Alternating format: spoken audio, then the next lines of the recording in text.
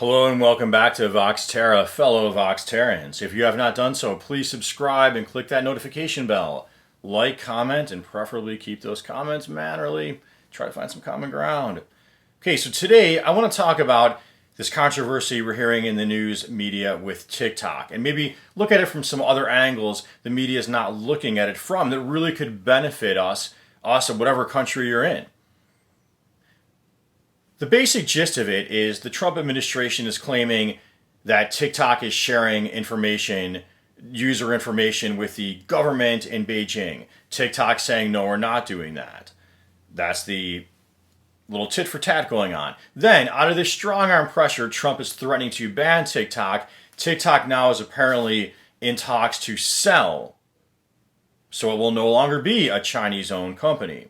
Now let's look at this. One, we always want to look at to what extent, I believe, to what extent is this focusing on a foreign power, and this has happened over our whole lifetimes, it's one country after another, but it's often China. To what extent is focusing on a foreign country a way to distract the public at home from change at home? So let's look at the basic surveillance capitalism. There's a book called Surveillance Capitalism, in fact, and how is just focusing all our attention on TikTok in China, and that's all Trump's talking about in the media, taking our attention off of that book called Surveillance Capitalism, and how we right here, if you're in America, or any, probably Canada, it's similar, although I hear Europe has some actually very good internet privacy protection, how we are being surveilled.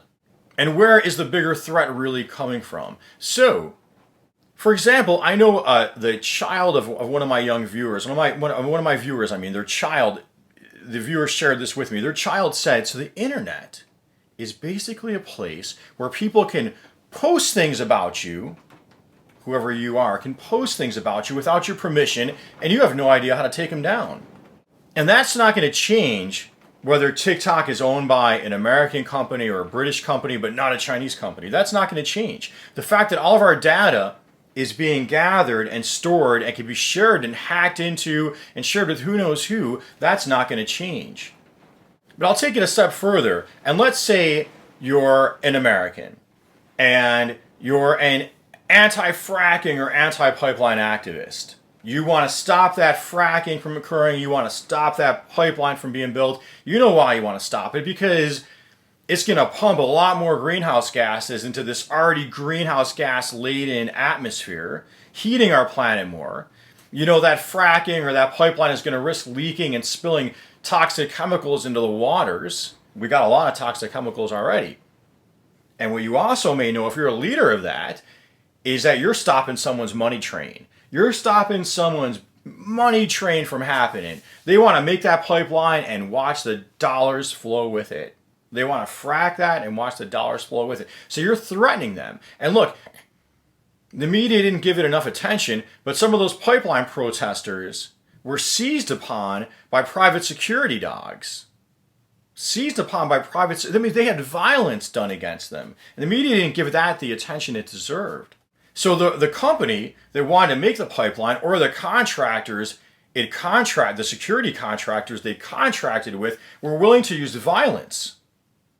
Given that, if you're an activist at home,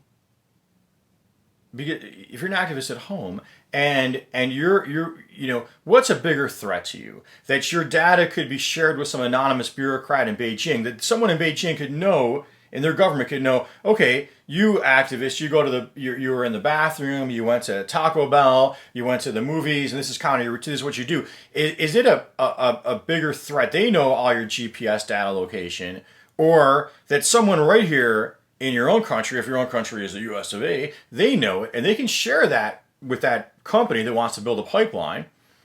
That company that wants to build a pipeline can share it with the security agency they've contracted with. The security agency could share it with who knows who. Someone nefarious. They could share it with a politician who they've given a lot of money to get them elected. The politicians who have, in some places, banned protesting near pipelines. So what's your bigger threat? I'm not saying that a foreign country, their businesses or their government knowing your data isn't also in some way a threat, but I'm saying in some ways the bigger threat is people within your own country knowing your data.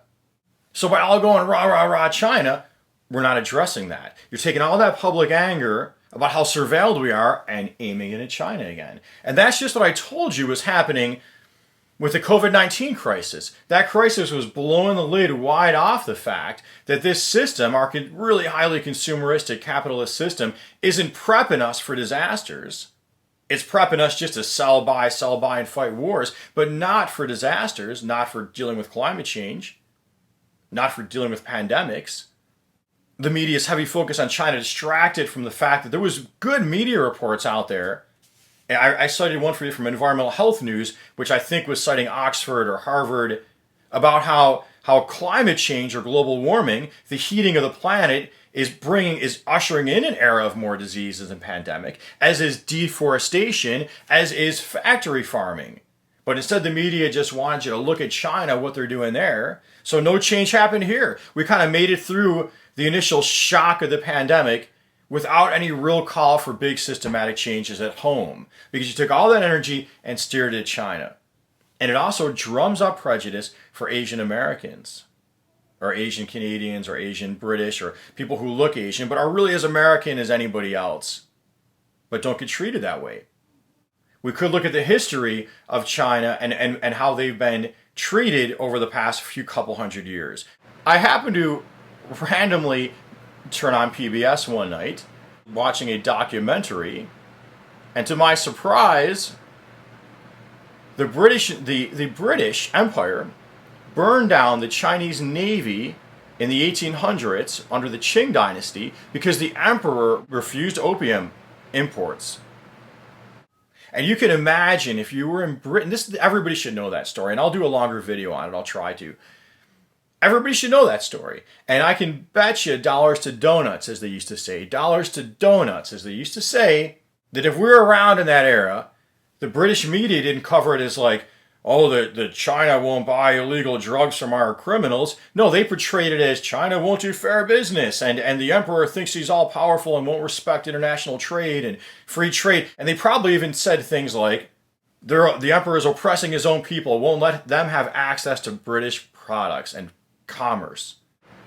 They got their navy burned down, and then in flooded the opium, and that was the end of China for about 100 years. I hope you found this video helpful. If you did, please share it. Please subscribe to my channel. Please like. Please comment in a mannerly fashion. Look, we don't have to agree on everything. Just some stuff to move forward.